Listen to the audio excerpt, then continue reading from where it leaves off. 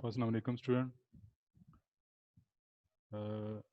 ये हमारा generating function का दूसरा लेक्चर है। पहला उम्मीद है कि आपने देखा होगा, उसको किया भी होगा।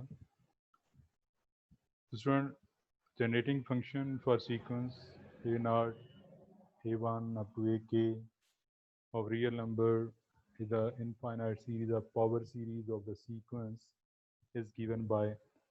तो ये आपके पास जनरेटिंग फंक्शन है g of x is equal to a naught a1 x plus a2 x k plus a3 x cube up to so on a k x की power k plus so on. और इसको अगर summation की form में लिखेंगे तो k zero से infinite a k x की पावर k। स्टूडेंट, जो a के साथ सबस्क्रिप्ट आ रहा है वो ये x की पावर बन रहा है।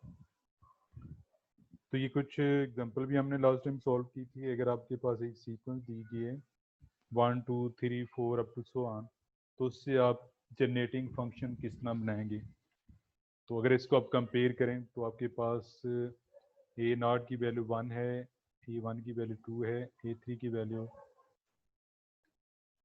ए टू की वैल्यू 3 है और ए थ्री की value 4 up to so on a k is equal to k plus one.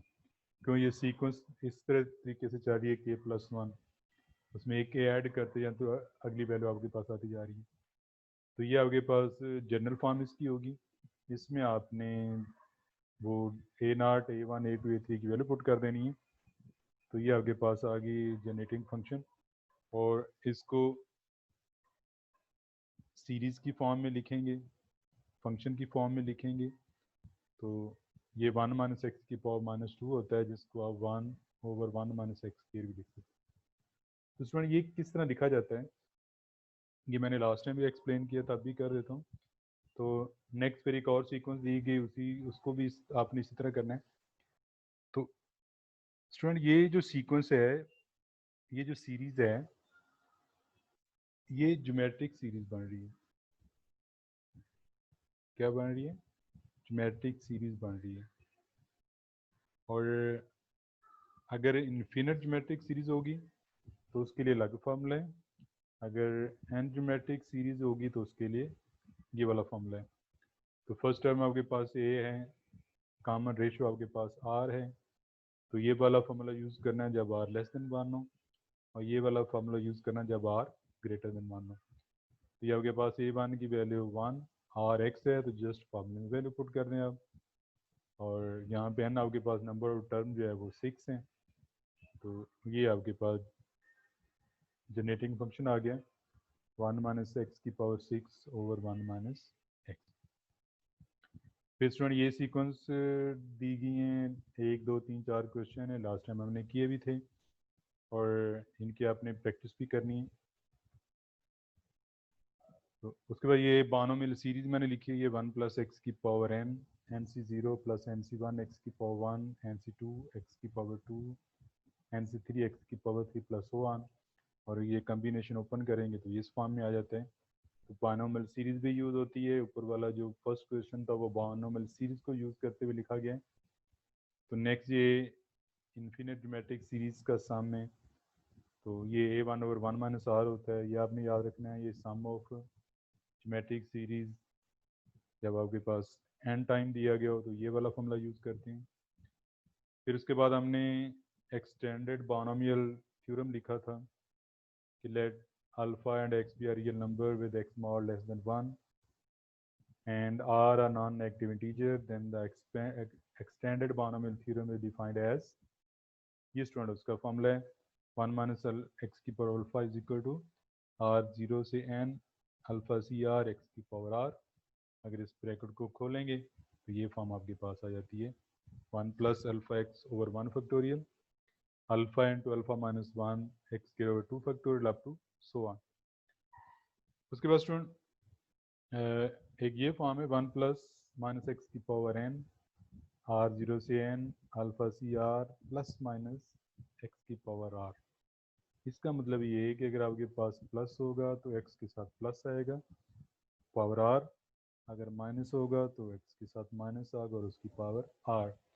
और आपको पता है कि अगर आर आपके पास आड होगा तो साथ साथ माइनस की अलामत आती जाएगी। अगर आर आपके पास इवन होगा तो साथ माइनस की अलामत नहीं आएगी जब इसको आप ओपन करेंगे। तो extended binomial theorem is reduced to binomial theorem when alpha is positive integer। जब अल्फा पॉजिटिव इंटीजर होगा तो फिर हम एक्सटेंडेड बायनोमियल थ्योरम को बायनोमियल थ्योरम में कन्वर्ट कर सकते हैं, फिर कोई फ़र्क नहीं होगा। फिर उसके बाद स्टूडेंट हमने एक्सटेंडेड बायनोमियल कोएफिशिएंट देखे थे अल्फा सी आर। तो ये किसके बराबर होता है? Alpha into alpha minus one, alpha minus two, up to so on alpha minus r plus one if r greater than zero over r factorial. अगर r zero होगा तो वो आपको पता है, अंडरस्टूड है कि अल्फा से जीरो वन ही होता है। तो ये स्टूडेंट यहाँ पे माइनस टू सी थ्री है और एक one by two C three है, ये फ्रैक्शन में आ रहा है, ये माइनस में आ रहा है। तो इसलिए हमने इस पर एक्सटेंडेड बायनोमियल कोएफिशिएंट वाला फॉर्मूला यूज़ करना है। जो आपको याद हो गया एनसीआर में बायनोमियल में, वहाँ पे ये होल नंबर होता है, माइनस में भी नहीं होता, होल डिजिट होता है और माइनस में भी नहीं होता है। अगर ये माइनस आ जाए, फ्रैक्शन में आ जाए, तो फिर एक्सटेंडेड बायनोमियल कोएफिशिएंट यूज़ करते हैं। स्टूडेंट वो एक स्टूडेंट मेरे से पूछ रहा था कि आपने यहाँ तक आगे क्यों नहीं यूज़ किया। तो भाई आपके पास अल्फ़ा सी आर है तो आर तक जाएंगे ना। अगर अल्फ़ा सी टू होगा तो फिर उसके मुताबिक हम लिखेंगे। ये नीचे आप क्वेश्चन देख भी रहे हैं। अब ये थ्री फैक्टोरियल है जिसको आप थ्री टू वन लिख सकते हैं। तो ये आपके स्टेप कितने बनेंगे? मान ये नीचे थ्री है ना, तो एक दो तीन स्टेप ये बनेंगे आपके, minus two minus two minus one minus two यहाँ तक ही जाएंगे। अगर आपके पास फोर होता तो फिर फोर स्टेप लिख लेते हैं हम। अब आर है तो आर स्टेप लिखे हुए हैं, तो नीचे थ्री फैक्टोरियल या थ्री टू वन। तीसरा ये फ्रैक्शन में है, ये भी आपके पास नीचे थ्री है, थ्री स्टेप बनेंगे, एक दो तीन, इसको जस्ट सिंप्लीफाई किया हुआ है। फिर एक ये फॉर्मूला कि अगर आपके पास ऊपर वाला पैरामीटर जिस तरह ये लिखा हुआ माइनस हो, तो ये एक फॉर्मूला भी आप यूज़ करके सॉल्व कर सकते हैं, माइनस वन की पावर आर और n plus r minus one C r. तो इसकी एग्जांपल भी आगे सॉल्व की होगी। हाँ, ये माइनस एट सी थ्री, तो माइनस वन की पावर थ्री, क्योंकि आर की जगह यहाँ पे थ्री आ रहा है, तो एन आपके पास एट है, तो eight plus three minus one C three, जो कि टेन सी थ्री बनता है, ये साथ माइनस आ रहा है। और टेन सी थ्री को जब आप ओपन करेंगे तो ये आपके पास हल करने से माइनस 120 आ रहा है। और टेन सी थ्री इस तरीके से भी आप फॉर्मूला यूज़ करके भी कर सकते हैं। उसके बाद स्टूडेंट ये वाला जनरेटिंग फंक्शन आगे अब काफ़ी यूज़ होगा, वन प्लस एक्स की पावर माइनस एन और वन माइनस एक्स की पावर माइनस एन। ऊपर प्लस आ रहा है, वन प्लस एक्स आ रहा है, नीचे वन माइनस एक्स आ रहा है। और इसको आर जीरो से इन्फिनिट और माइनस वन की पावर आर और n plus r minus one C r और एक्स की पावर आर। तो एक तो ये हो गया। उसके बाद स्टूडेंट ये एक रिलेशन आगे क्वेश्चन में यूज़ होगा, वो यहाँ पे टाइप किया हुआ है, तो ज़रा ये आपको बता देता हूँ मैं कि किस तरह ये आपस में बराबर होते हैं। एन सी आर और n C n minus r आपस में बराबर किस तरह होते हैं? एक तो आप याद रख लेंगे इसको, बराबर है। ज़रा इसको न्यूमेरिकली देख लेते हैं। अगर आपके पास एन फाइव और आर आपके पास थ्री हो, तो n C r five C three, five C three को सॉल्व करेंगे, five factorial over three factorial two factorial. और दूसरा है फिर n C n minus r, n आपके पास फाइव है और नीचे five C five minus five C three आपके पास आ रहा है, five C five minus three, तो ये फाइव सी टू हो जाता है। इसको सॉल्व करेंगे तो ये फाइव फैक्टोरियल और two factorial three factorial student ये आपस में बराबर आ रहा है, सेम आ रहा है ना। तो इसका मतलब ये होगा कि एन सी आर और n C n minus r आपस में बराबर होता है। स्टूडेंट ये एक फॉर्मूला यूज होता है, n plus r minus one C r is equal to, n आपके पास अगर फोर हो तो ये क्या आ जाता है, r plus four minus one C r, तो इसको लिखेंगे r plus three C r. क्या आ जाएगा? R plus three C r. और इसको ये वाला रूल यूज़ करते हुए आर प्लस थ्री और नीचे r plus three minus r, तो आर कैंसिल हो गया, आपके पास ये आ गया r plus three c three आ जाता है। यही रूल मैंने यहाँ पे अप्लाई किया है। यहाँ पे बताने का ये मकसद है कि आगे स्टूडेंट ये क्वेश्चन है ये देखें, ये एक्सरसाइज 4.1 आपके पास है, जिसके पहले क्वेश्चन में वो कहता है कि ऑर्डिनरी जनरेटिंग फंक्शन, ये वो जनरेटिंग फंक्शन मालूम करें। ये मैं क्वेश्चन आपको पहले करवा भी चुका हूँ। ये जनरेटिंग फंक्शन मालूम करने के लिए सीक्वेंस दी गई है not A1 up to AK। आपने उसका ये जर्नल फार्मूला लिखना है, फिर सीक्वेंस से कंपेयर करके वैल्यू पुट करनी है। तो ये आपके पास आ जाता है 2 + 2x + 2x² + 2x³ to so on. तो ये ज्योमेट्रिक सीरीज़ बन रही है। इस पे आपने ज्योमेट्रिक सीरीज़ का फॉर्मूला लगा देना। ये अब मैं बड़ी तफसील से पहले करा चुका हूँ, अब इस पर ज़्यादा टाइम लगाने की ज़रूरत नहीं है। फिर ये एक सीक्वेंस दी गई है और इस सीक्वेंस की वैल्यू पुट करें और उसके बाद चेक करें कि ये क्या बन रहे हैं। तो ये भी गालबन इन्फिनिट ज्योमेट्रिक सीरीज़ बन रही है, क्यों, आप तो सो आने ना, तो इन्फिनिट ज्योमेट्रिक सीरीज़ बन रही है, तो इस पर आपने इन्फिनिट ज्योमेट्रिक सीरीज़ का फॉर्मूला यूज़ कर देना है।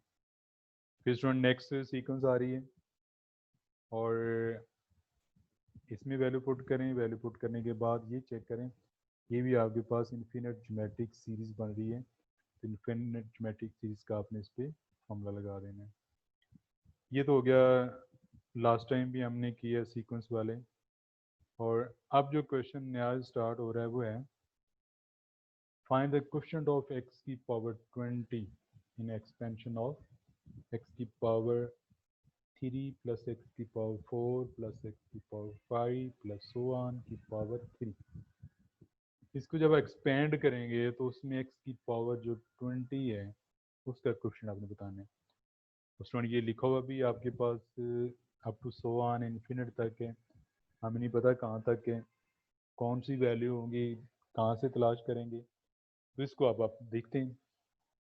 Student x3 x4 x5 up to so on, इसमें यहाँ पे आपको नज़र आ रहा है कि x की पावर 3 इसमें कॉमन है, x की पावर 3 इसमें कॉमन है। तो बाकी आ जाएगा 1 + x के अप टू सो ऑन, और सारे के ऊपर क्यूब आ रहा है ये। तो जब क्यूब को हम अलग अलग करेंगे तो x की पावर 3 और ये पावर 3 9 हो जाएगा, आपस में मल्टीप्लाई हो जाएगा, और बाकी बच गया 1 + x² up to so on की पावर 3। स्टूडेंट ये जो है ये आपके पास इन्फिनिट ज्योमेट्रिक सीरीज बन रही है, 1 + x up to so on. तो ये देखिए उसने 1/1 - x डायरेक्ट जो है ना वो इन्फिनिट सीरीज अप्लाई की हुई है, और ऊपर पावर 3 आ रही है, तो ये पावर 3 लिख दी। ब्रैकेट के अंदर जो है इन्फिनिट ज्योमेट्रिक सीरीज का फॉर्मूला बन रहा है 1/1 - x, ऊपर पावर आ रही है। ठीक हो, इसको 1 - x की पावर -1 भी लिख सकते हैं, ये इस तरह भी ठीक है। तो ये x की पावर 9 स्टूडेंट, और ये जो 1 - x की पावर 3 है, 1 - x की पावर 3, अब इसमें n आपके पास 3 आ रहे हैं, n आपके पास क्या आ रहा है, 3 आ रहे हैं। ये ज़रा फॉर्मूला रिमाइंड कर लें, ये वाला 1 + x की पावर -n और 1 - x की पावर -n। बटे में लिखेंगे तो नीचे आगे +n हो जाएगा, ये वाला जिस तरह ये बटे में नीचे आगे 3 हो रहा है। अगर इस फॉर्म में लिखेंगे तो ये आपकी मर्जी है। तो अब इस पे आपने ये 1 - x की पावर 3, ये जो 1/1 - x की पावर 3 इतनी जो फॉर्म है, इस पे आपने ये वाला फॉर्मूला अप्लाई करना है। ये जनरेटिंग फंक्शन जो दिया होगा ये आपने अप्लाई करना है। किस तरह करना है, एन आपके पास 3 आ रहा है, तो यहाँ पे आपने एन की जगह 3 पुट कर देना। इसी तरह आर आ गया -1 और नीचे आर 0 इन्फिनिट और x की पावर r, और ये x9 साथ आ गया। ठीक हो गया। अब आपको पता है स्टूडेंट के ये तो चलो 3 - 1 2 + r हो गया, ये x की पावर r, ये x की पावर 9 इसको अगर इकट्ठा करते हैं तो x की पावर r + 9 हो जाता है। ये अलग ही लिखा हुआ है, चलो इसको अंडरस्टैंड कर लें। इसको अगर इकट्ठा करें तो x की पावर r + 9 हो जाता है। हमें चाहिए x की पावर 20, तो इन्वॉल्विंग x की पावर 20। फिर हम क्या पुट करेंगे, अगर r की वैल्यू 100 पुट करें, सॉरी r की वैल्यू अगर हम 11 पुट करें तो 11 और 9 जब ये x की पावर 20 नहीं हो जाता, इसको इकट्ठा भी लिख सकते हैं आप, x की पावर r + 9 और r प्लस 9 को 20 के बराबर रख के वहाँ पे r की वैल्यू निकाल लें। तो आपके पास r की वैल्यू क्या आ रही है, 11 आ रही है। स्टूडेंट यहाँ पे 11 आ जाएगा, यहाँ पे 11 आ जाएगा, यहाँ पे 11 आ जाएगा। तो आपके पास ये इसका क्वेश्चन क्या आ गया, ये 20 क्या आ गया, 2 + 11c 11, जो कि 13c11 बनता है। 13c11 या 13c2, 13c11 को 13c2 भी लिख सकते हैं। तो इस चक्कर में पढ़ने की जब डायरेक्ट 13c11 को आप सॉल्व कर लें ये इस रिलेशन के मुताबिक। अगर आप ये अप्लाई करना चाहिए, यानी NCR आपके पास 13c11 है ना, N माइनस NCR आपके पास 13c2 है, दोनों एक ही चीज़ है। ये कर लें या ये कर लें तो आपके पास 78 आ रहा है। इसका मतलब ये होगा कि x पावर 20 का जो कोएफिशिएंट होगा ये 20 को कितना होगा, 78 होगा। Understand student?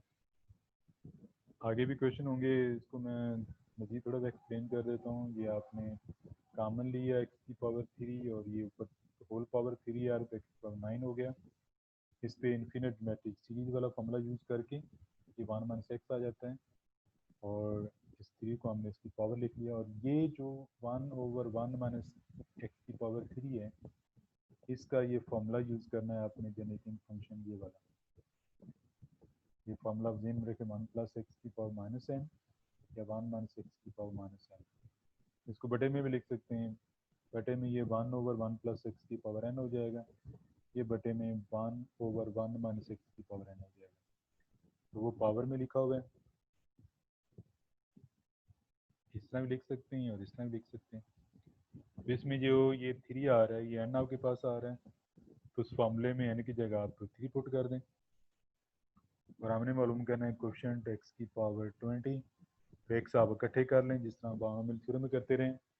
तो यहाँ से आपने r की वैल्यू फाइंड करनी है, तो r की वैल्यू आपके पास 11 आ रही है, तो r की वैल्यू पुट कर देंगे यहाँ पे, आपके पास ये 20 क्या आ जाएगा, 2 + 11c11।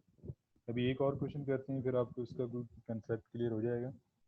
स्टूडेंट x की पावर 14, तो ये पावर 4 आ रही है और ये भी इन्फिनिट ज्योमेट्रिक सीरीज नहीं है, क्योंकि x की पावर 5 तक जा रहा है, ये जस्ट ज्योमेट्रिक सीरीज है।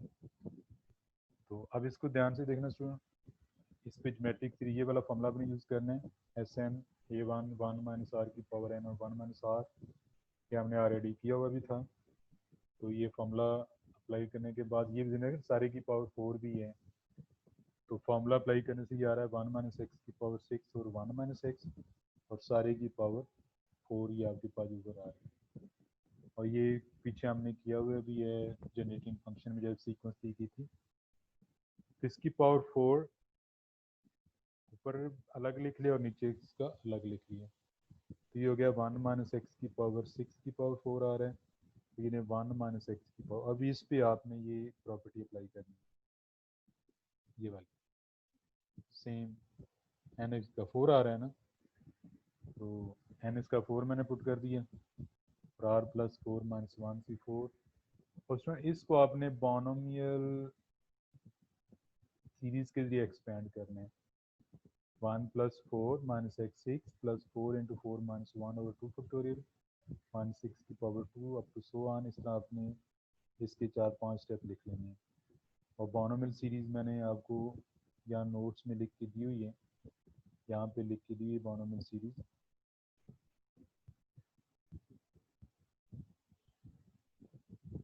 अब वो आपको अप्लाई करनी पड़ेगी यहाँ पे जी। वो था 1 + x की पावर 6 था ना, 1 - x 6 की पावर 4। तो ये बाइनोमियल सीरीज आप अप्लाई कर लेंगे और इसको सिंप्लीफाई करेंगे तो ये आपके पास आ जाता है 1 - 4x की पावर 6 + 6 x की पावर 12 - 4x की पावर 18 + x की power 24 + so on up to so on। तो स्टूडेंट इसकी जगह पे आपने इसको एक्सपेंड करके लिख दिया, ठीक है। और यहाँ पे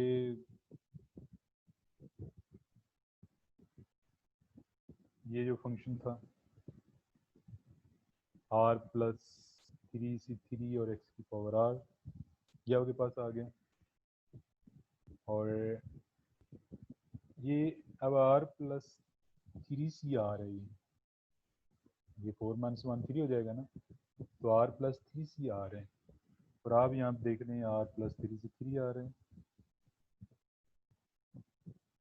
ये आर प्लस 3C आर है और ये आर प्लस 3C3 आर है अकॉर्डिंग टू दिस फार्मूला। और ये मैंने यहाँ पे समझाया हुआ है आपको।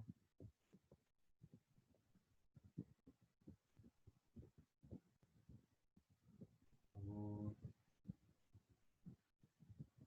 ये चीज़ ये मैं समझा रहा था आपको, जब एन आपके पास 4 हो तो ये आर प्लस 3C3 क्यों आता है, किससे आता है, ये रिलेशन यूज करते हुए, कि यहाँ पे मैंने आपको समझाया हुआ है।